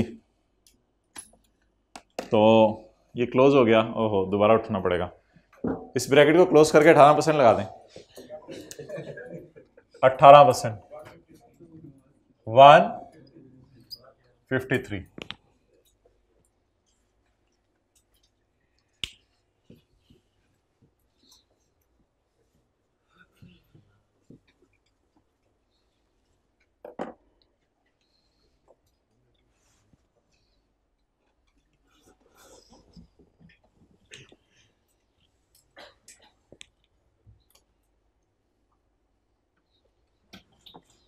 अबू आप उस ज़माने से ताल्लुक़ रखते हैं जिस ज़माने में एक छोटा सा जरासीम आया था और आप घर में बंद हो गए थे 7-8 महीने के लिए? जी बेटा, मैं उस ज़माने से ताल्लुक़ रखता हूँ। चलें आगे। पॉइंट नंबर 3 पढ़ें।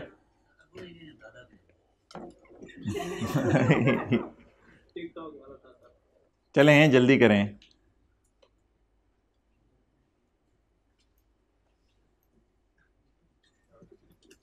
भाईजान करो, पॉइंट 3 का क्या करना है?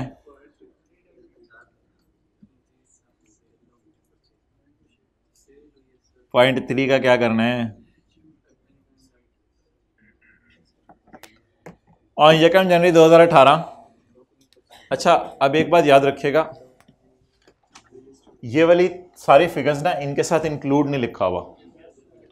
इसका मतलब ये अब ये ऊपर वाले डब्बे में पड़ी नहीं है। अब उल्टा के निकालना इधर उधर वो वाला काम नहीं है, अब आसान काम है। अब चैलेंज सिर्फ एक है कि या ये चीज़ सेल होगी तो इधर डालेंगे, परचेज होगी तो इधर डालेंगे। हाँ, सेल कभी 0 रेट एग्जाम्प्ट हुई वो फिर अलग सी चीज़ है, वो इधर डाल देंगे, लेकिन आमतौर पे सेल इधर वाली होती है। सेल हुई तो इधर डालेंगे, परचेज हुई तो इधर डालेंगे। बस अब ये जज करना है कि ये सेल है या परचेज है। 1 जनवरी 2018 को एफए ने एग्जीक्यूट किया है एक मुआहिदा मजीद सन से फॉर सेल, कि मैं तुम्हें बेचता हूं लोकली परचेज गुड्स। कुछ चीज़ें मैंने ये गुजरांवाला से खरीदी हैं लोकली, वो मैं तुम्हें बेचने लगा हूं। और इस मुआहिदे के मुताबिक एमएस तुम्हें यह हक हासिल है, जब मर्जी चीज़ें आके लेके चले जाना। यार तैयार है मेरी तरफ से, जब मर्जी आ जाओ, चीज़ें आके लेके चले जाओ। अच्छा, सेल बुक होती है जब चीज़ें डिलीवर हों। डिलीवर कब हुई हैं? नहीं बताया। डिलीवर कब हुई हैं। लेकिन आज एक ऐसी लाइन आई है जो कि एक और कॉन्सेप्ट वहां हमने पढ़ा था, वो लाइन थी मेड अवेलेबल। ये फिक्रा गौर से पढ़ें। The agreement empowers MS to obtain delivery any time. अगर तुम्हें 1 जनवरी को शाम को ही चीजें चाहिए तो आ जाना, सामान तैयार है।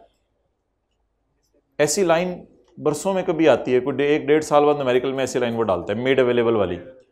असूली तौर पे सेल कब रिकॉर्ड होनी है, जब चीजें डिलीवर हों। इधर चीजें डिलीवर नहीं हो रही, पता नहीं कब होनी है, सवाल बताएगा, सवाल ने बताया ही नहीं। लेकिन एक ऑप्शन अवेलेबल है। On 1 January Kia executed an agreement with सरासिफ for sale of car. The agreement empower सरासिफ to obtain the delivery of car any time. जब मर्जी गाड़ी लेके चले जाएं।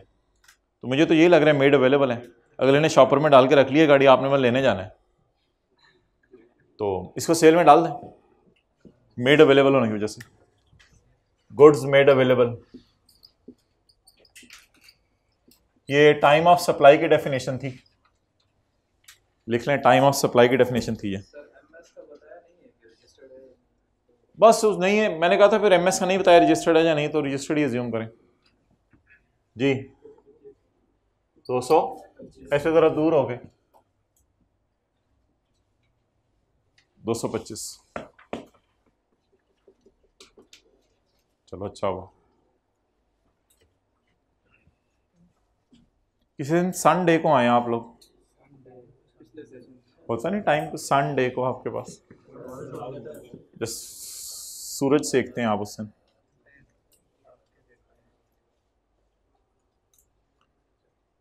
Sales tax of 70, 45 and 68 was paid in cash on बिजली के bill, gas and telephone.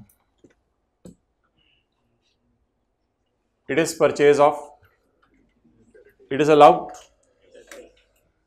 Purchase of utilities allowed. बिजली वगैरह फैक्ट्री में इस्तेमाल होती है, नॉर्मल सी चीज है। मशीन भी फैक्ट्री में इस्तेमाल होती है, रॉ मटेरियल भी फैक्ट्री में इस्तेमाल होता है, बिजली भी फैक्ट्री में इस्तेमाल होती है। ये नॉर्मल परचेजेज है हमारी। इसकी परचेज पे 17 लगाने, 18 लगाने की इजाजत है। But the question is different today. लगा हुआ है, लगे हुए को क्या लगाना,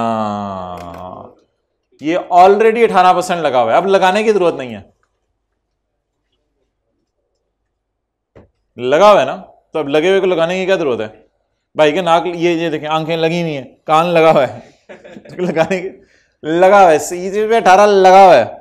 लगा हुआ या फील कराऊं, सब में ना सूली तौर पे सारी फिगर्स पड़ी होती हैं 100 पर,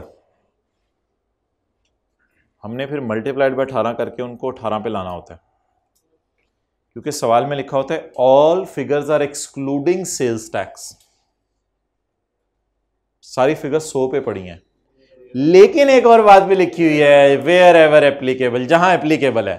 और जहां कहीं मैं खुद बता दूं, इस सवाल ने 3 जगह 18 लगाया हुआ है, एक इस जगह, एक इस जगह, ये भी 18 लगा हुआ है, एक इस जगह।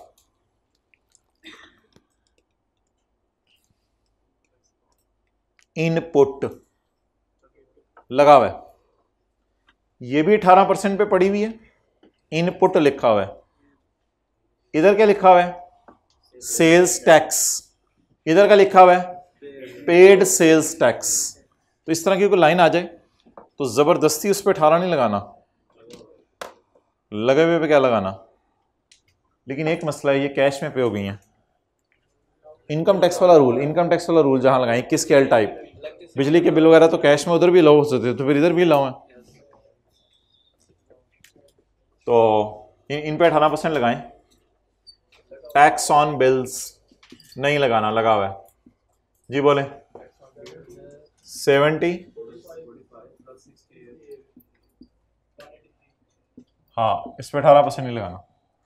ये परचेज आपकी नॉर्मल परचेज है, फैक्ट्री में मशीन भी इस्तेमाल हो रही होती है, रॉ मटेरियल भी इस्तेमाल हो रहा होता है, और फैक्ट्री के अंदर बिजली भी जल रही होती है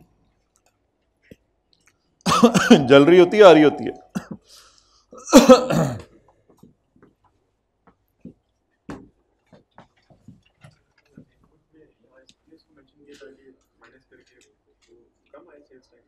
हाँ फीस पे जब जाएगा तो मैंने सुन 5 बिजली कल केतलियां, 5 बिजली की केतलियां 75,000 रुपये, ईच नहीं लिखा हुआ, केतला नहीं है कि एक 75,000 के, बिजली की केतली छोटी सी जिसमें 1-2 कप चाय बन जाती है। 5 बिजली की केतलियां परचेज की हैं फॉर यूज इन फैक्ट्री, नहीं नहीं नहीं नहीं नहीं, for use in office. It is a purchase of fixed asset, केतली। It is not a machine. इस केतली में पानी बॉयल करके गाड़ी नहीं बनानी, तो ये केतला नहीं है, ये केतली है, तो ये अदर्स में आके नॉट अलाउड हो जाएगी। ये किसके ऑफिस में इस्तेमाल होनी है? फैक्ट्री मैनेजर को चाय पीने की जरूरत पड़ती है, फिर फर्स्ट लाइन सुपरवाइजर्स, सुपरवाइजर्स होते हैं फैक्ट्री मैनेजर से नीचे वाले, जो कि वर्कर्स के काम को चेक कर रहे होते हैं। वर्कर्स तो 100-200 होते हैं ना, कोई 2-3 सुपरवाइजर होते हैं, उनके ऊपर एक मैनेजर होता है जिसको मैनेजर भी कहते हैं लोग। तो मैनेजर के ऑफिस में चाय बननी है और सुपरवाइजर्स के ऑफिस में चाय बननी है, उसके लिए बिजली की केतलियां आई हैं। तो क्या ये बिजली की केतली है या मशीन है जिसमें गाड़ियां बननी है? बस छोड़े पर, जिस तरह एसी ऊपर इग्नोर किए हैं, इसको इग्नोर कर दें, लेकिन इसको अब माइनस नहीं करना, कहीं इंक्लूड नहीं है, बट डैश डाल के इग्नोर कर दें।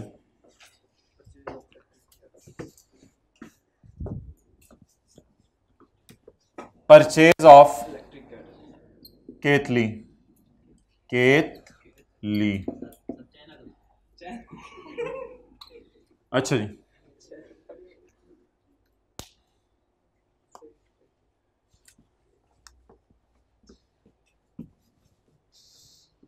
जगह छोड़ी हुई थी परचेज में या खत्म हो गई है जगह? मैंने 10-12 लाइनें कहा था।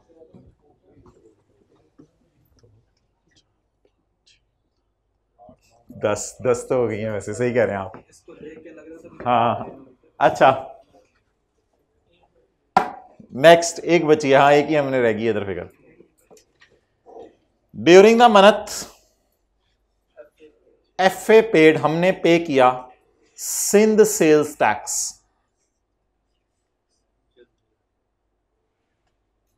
Worth ₹8500 on franchise service.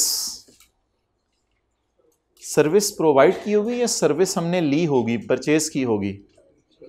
Purchase की होगी सर्विस। पेड लिखा हुआ है ना या रिसीव्ड लिखा हुआ है? पेड। पेड टाइप चीजें इधर आया करेंगी, और जब पैसे रिसीव होंगे तो सेल टाइप चीज है। तो ये भी एक इंडिकेशन है, पेड का लफ्ज लिखा हुआ है। हमने कहा हमने तो फ्रेंचाइज सर्विसेज नहीं पढ़ी, ना हमें सर ने पढ़ाई है और ना सिंध सेल्स टैक्स हमारे सिलेबस में है। उसने कहते हैं रिलैक्स हो जाओ, कहते हैं अंदर सिंध का sales tax, this tax is not allowed, ये माइनस करने की जरूरत नहीं है। हमने कहा शुक्र है बता दिया तुमने, क्योंकि हमने तो सिंध सेल्स टैक्स पढ़ा ही नहीं हुआ। कहते हैं मुझे पता है तुम्हारे सिलेबस में नहीं है, मैं बता रहा हूँ तुम्हें, ये नॉट अलाउड है बस।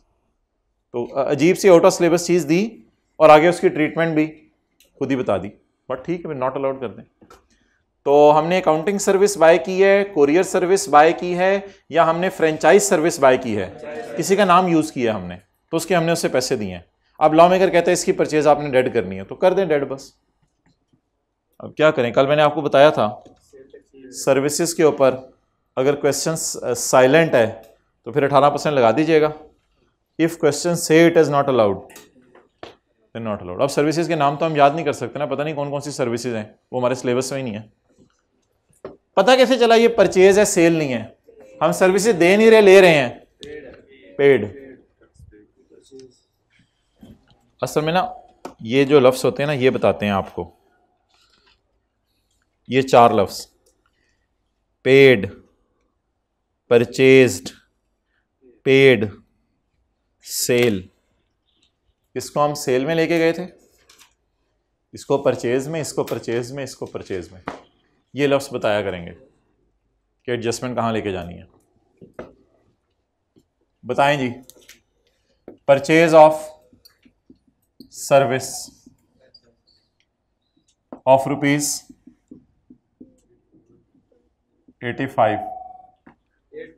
8.5 और ऊपर वाली 75,000 थी।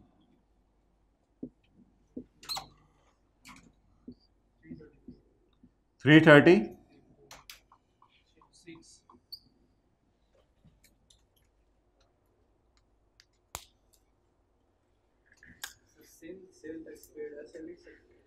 हाँ, सिंस सेल्स टैक्स पेड भी लिख सकते हैं, उसमें क्या मसला। अच्छा जी, वर्किंग 3 का टोटल मारें। नहीं नहीं नहीं, बोंगी नहीं मारनी। पहले इसका सब टोटल करें, पता नहीं क्यों मेरे दिल में आ रहा है इसका सब टोटल कर लें, हो सकता है आपके दिल में भी आ रहा हो। किसी को समझ आइए इसका सब टोटल क्यों किया है? चलो न्यूमेरिकल का फेस आएगा तो याद आ जाएगा आपको इसका सब टोटल क्यों किया है। इसका सब टोटल कहीं यूज करना है, आप ग्रैंड टोटल करते हैं, कोई मसला नहीं। आप 4875 बताना पड़ता है, सवाल खत्म होने की तरफ जा रहा है। 4875 6075।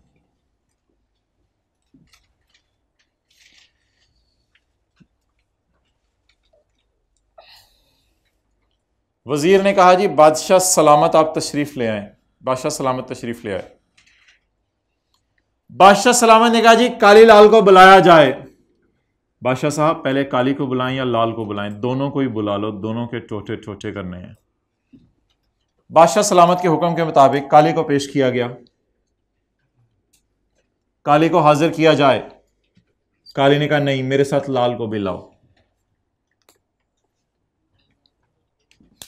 दोनों के आज टोटे टोटे होंगे। लाल को लाया जाए।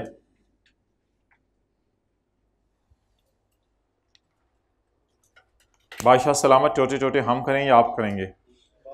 आप लोग खुद करें इसके छोटे छोटे। 336 को पकड़ें, डिवाइड करें 6075 से और मल्टीप्लाई करें 4875 से। 27।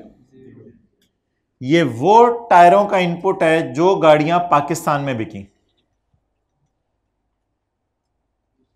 चलें जी, 336 डिवाइडेड बाय 6075 मल्टीप्लाइड बाय 1200। ये वो टायरों का इनपुट है जो टायर जो है वो बाहर के मुल्क वाली गाड़ियों के अंदर इस्तेमाल हुआ है। वजीर इसके आगे जीरो ही लिख दो। बादशाह सलामत अगला हुक्म आपका, अब लाल के टोटे किए जाएं। 63 डिवाइडेड बाय 6075 मल्टीप्लाइड बाय 4875। ये घर में लगे होते हैं इस तरह, फिर घर वाले भी पूछ रहे होंगे बेटा क्या हो गया है? ठहरे मुझे लाल के टोटे करने दे पहले, फिर मैं बात सुनता हूँ आपकी। 63 divide by 6075 multiplied by 4875।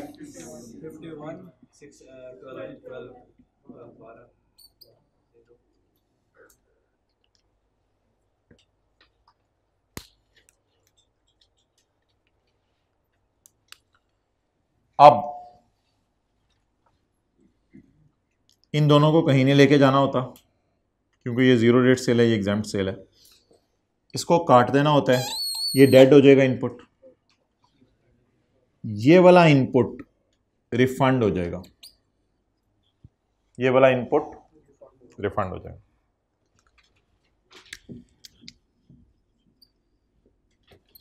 Refund on zero rate sale 66 + 12 numerical की चिन्ह पे यहां पे करके आपने 78।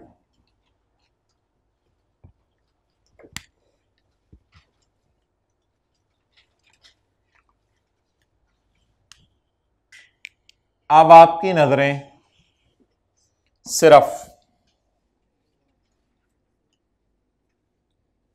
इस नीले पे होनी चाहिए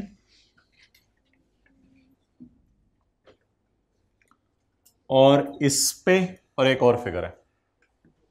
अब आपकी नजरें सिर्फ इस नीले पे होनी चाहिए, इस पर,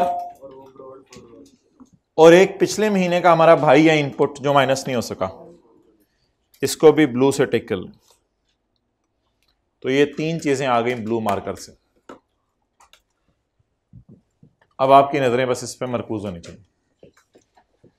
अब इन्हीं फिगर से खेलना है। जनवरी के महीने का न्यूमेरिकल है, बाकी डाटा शीटा खुद लिख लीजिएगा। शुरू करेंगे।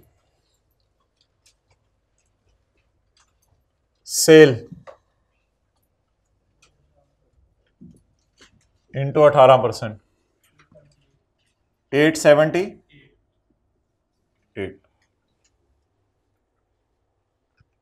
सही है ये फिगर? Less input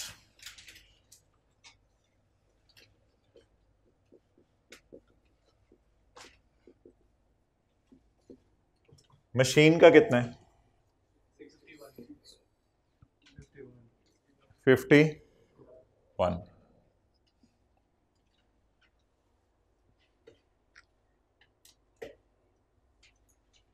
done.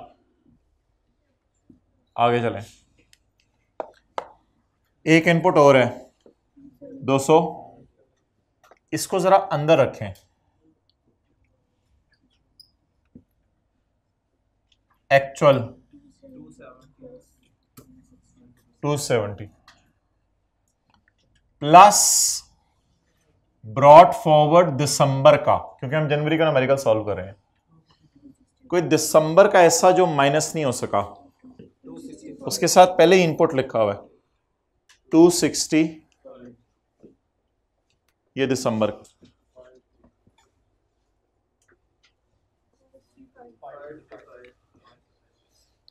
इनका टोटल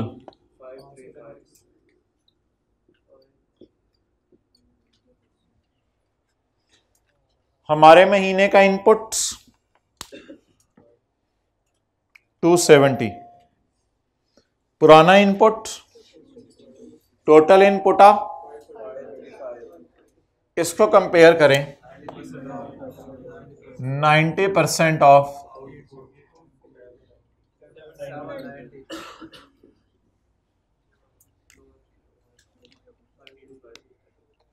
इन दोनों में से लोअर बताएं।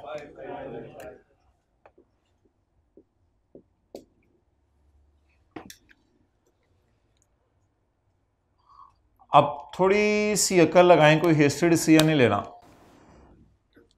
कितना माइनस करने को दिल चाह रहा था एक्चुअल, ये तो एक इमेजिनरी फिगर होती है। कितना माइनस करने को दिल चाह रहा था एक्चुअल, कितना माइनस किया, फिर कभी कितना, बस जितना माइनस करने को दिल चाह रहा था गवर्नमेंट ने करने दिया है। तो आज कैरी फॉरवर्ड नहीं है, यहां कैरी फॉरवर्ड नहीं है कोई, ये जबरदस्ती नहीं कैरी फॉरवर्ड बनाया करना। कितना माइनस करने को दिल चाह रहा था एक्चुअल, लोअर भी लकीली। अब क्या कैरी फॉरवर्ड करें? 790 से कंपेयर किया तो क्या आ गया, लोअर, ये लोअर माइनस कर दिया।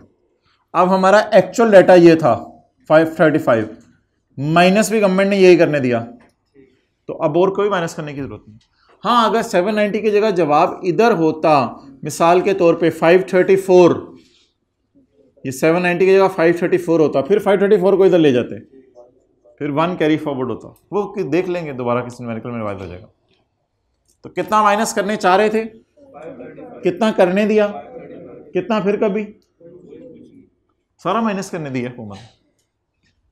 अच्छा, यहां ना सब टोटल जरूर मारा करना एक, और एक और सब टोटल।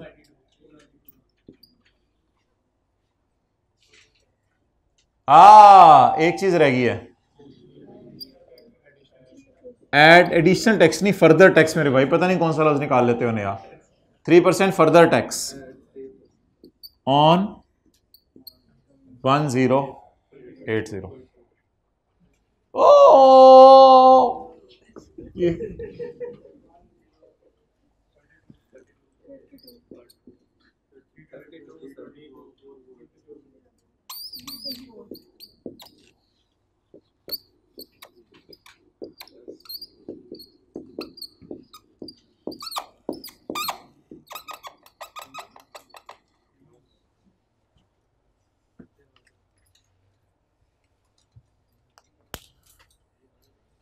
तो ये आपने इतना लेंथी न्यूमेरिकल सॉल्व किया आज कि अगर आप किताब के सफ़े पे हाथ रखेंगे तो पूरा नहीं आएगा, न्यूमेरिकल उससे बढ़ जाएगा। किताब के सफ़े पे तो रजिस्टर के सफ़े पे हाथ रख रहे हैं, आ गया हाथ ही बढ़े। अच्छा,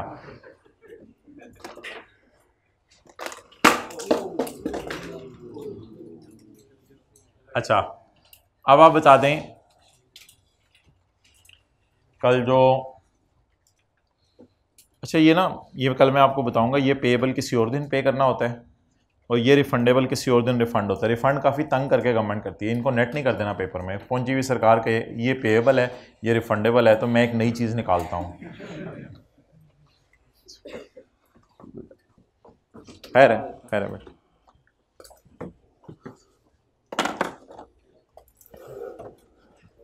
अच्छा जी, सवाल में मैंने बंद किया लैपटॉप। अच्छा, सवाल में जो फिगरें दी होती हैं, मुझे पता है फिगर्स कहते हैं, सवाल में जो फिगरें दी होती हैं ये कौन सी होती हैं? These are excluding sales tax. सवाल में जो फिगरें दी होती हैं, दूसरों के सामने ना बोंगे बन के रहा करें, अगले को पता नहीं चले आप कौन है। ये सवाल में जो फिगरें दी होती हैं, ठीक है, बोलें क्या दी होती हैं? तो ज़्यादा साइंस से ना मारा करें अगले के सामने, हर वक्त रोब डालना, हे ही शू मैम। तो फिगरें जो है सवाल में दी होती हैं, वो कौन सी दी होती हैं? Excluding sales tax. और जो होमवर्क का सवाल था, सवाल होमवर्क का भी था, रशीद मीनू पता नहीं क्यों भूल जाता है। 31 क्वेश्चन 4 कल वाली क्लास का जो होमवर्क का सवाल, होमवर्क के सवाल में वैल्यू एक्सक्लूडिंग सेल्स टैक्स भी दी हुई थी, 100 रुपए टाइप चीज, टैक्स भी निकाल के दिया हुआ था, और वैल्यू इंक्लूडिंग सेल्स टैक्स भी दी हुई थी। चैप्टर 23 का जो क्वेश्चन 4 था, 5 मिनट में आपसे हो गया होगा अगर किया था तो मेरे ख्याल से एक्सक्लूडिंग वाली से खेल लें। अब इन दोनों को करके क्या करना है आपने? चार डालना है। तो बेहतर है कि वैल्यू एक्सक्लूडिंग सेल्स टैक्स भी दी हो और इंक्लूडिंग वाली भी दी हो। तो इंक्लूडिंग वाले से सवाल करना बहुत मुश्किल हो जाएगा आपके लिए, वो भी एक टेक्निक है, कभी सिखाऊंगा इंक्लूडिंग वाली फिगर से सवाल कैसे करना है। आमतौर पे सवाल में कौन सी फिगरें दी होती हैं हमारे सवालों में? 200 रुपए टाइप, 36 रुपए टाइप या 236 रुपए टाइप? 200 रुपए टाइप चीजें दी होती हैं सवाल में। All values are excluding sales tax. तो इन्हीं फिगर से खेला करें, इन मलंगों को ना छेड़ा करें, ठीक है जी। अब साथ वाले मलंग को ले जाएं आज। हाँ, मशीन का, हाँ इंशाल्लाह पे पढ़ाऊंगा सेल्स टैक्स में, नहीं पढ़ा हुआ अभी।